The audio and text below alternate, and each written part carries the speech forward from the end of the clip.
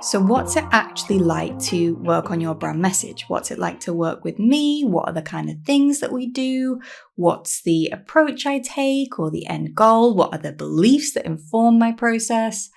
These aren't questions that anybody has outright really asked me. However, I'm pretty sure that if somebody was thinking about working on their brand message or even just considering the answer to these questions in general, I'm pretty sure they would have a preconceived idea about what the answer is that is actually quite far from the truth. Because the way that I approach brand messaging, the way that I approach my work, is very different from what a lot of probably the other messaging out there implies. Because I think when we generally think about the act of messaging or marketing, to be honest, I'm kind of going to lump myself in with that group too right now. We often think about how can we package ourselves up to be best received by our audience?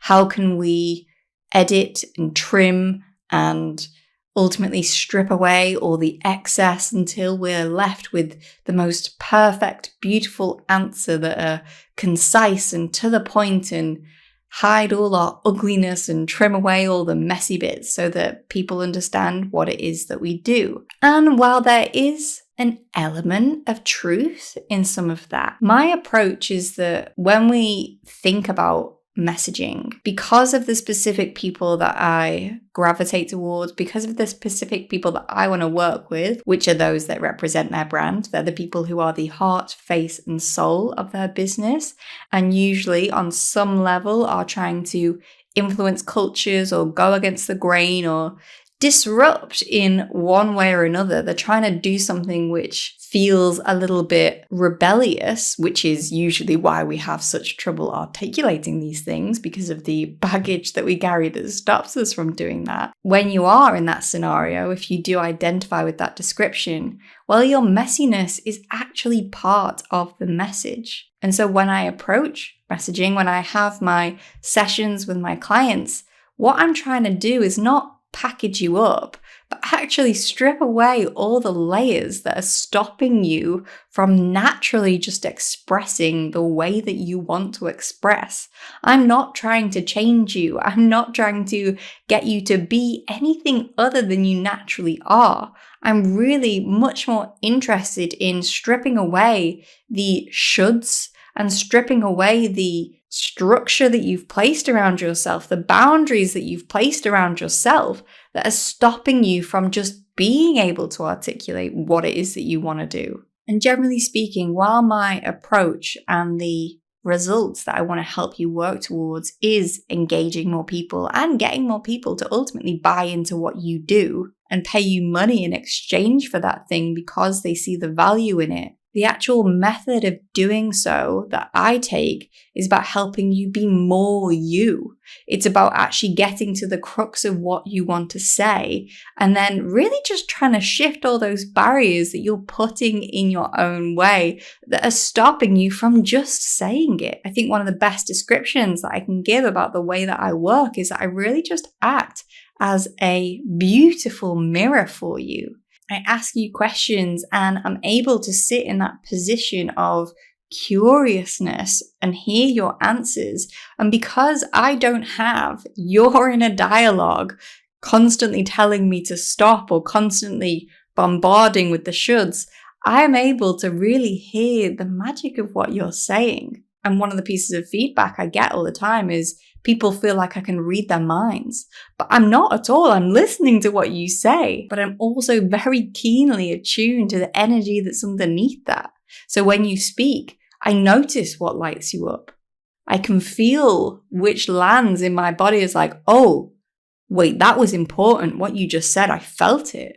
Versus a lot of the time we have to kind of get through the chatter. And I'm not really going to say much more on this, to be honest, except that if you feel frustrated as hell by your inability to articulate what you know is within you, like you do feel inside that you do have a message that you want to share, you do have, like, when you think about your offers and you sort of pull yourself out of the weeds of all the details and really focus on, oh gosh, if I actually got all the clients that I want to, if I had the impact that I wanted, wow, the world would be an amazing place. Like, if you know that and yet your own inability to put words to it is consistently doing your head in, then I honestly just really want to say to you, why aren't you working with me yet? Why haven't you applied to Project Clarity? I know for a fact, because I've done this now, I'm coming up to 5 years of doing this, that if you resonate with me and my message in the way I talk about life and business and creativity, and if you watch my stuff or listen to my other episodes and you're like, oh God, I wish I was able to share my thoughts in such a way, I can help you do that. So this is me directly encouraging you. If you feel frustrated, if you feel like you have all the words and yet you struggle to actually say things, or maybe you feel overwhelmed with all the ideas in a million different directions that you could go in, and yet you consistently struggle to connect with what's at the heart of all of that, I can help you. So go to my website, go to storybydesign.co. In the top right hand corner, you'll see there's a button that says Project Clarity. Click on that button. You can check out the offer. You can check out all the details and information. It's all on the website. And then hit that apply button and let's have a conversation. Because if you are someone who does have that in your heart, that feels that passion burning within you, and yet you aren't able to do anything with it, then I actually believe you are destined to change the world. You are here to share that message. There is a reason you have it. But I also know from experience, the longer we suppress these things, the longer that we reject that idea and message, when we eventually get to the point where we might then think we're ready to share it, often it's disappeared. Often it's gone. Ideas and passion and things like that, they don't stick around waiting for us. And so I wish you the courage to act now on it. And I hope for your sake, the sake of the idea, the sake of your sanity and your self-expression, that you do go and take me up on that offer. And that, my friends, is all I'm going to say on it.